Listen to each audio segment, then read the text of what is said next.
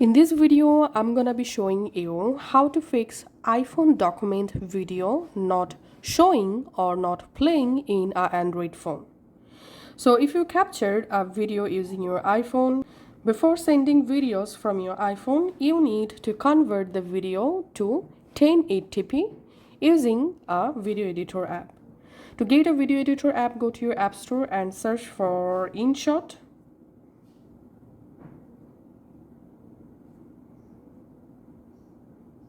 So all you have to need, install this InShot video editor app in your iPhone. Once it's installed, open the InShot app, tap on this video button, tap on new, and now from your iPhone you need to select the video, which video you are trying to send to an Android phone, and tap on done. So here we can see the video successfully imported. Now tap this share icon, tap on resolution, select 1080p, and frame rate select 30 fps, and format select MP4, and now just tap on save and the video will export.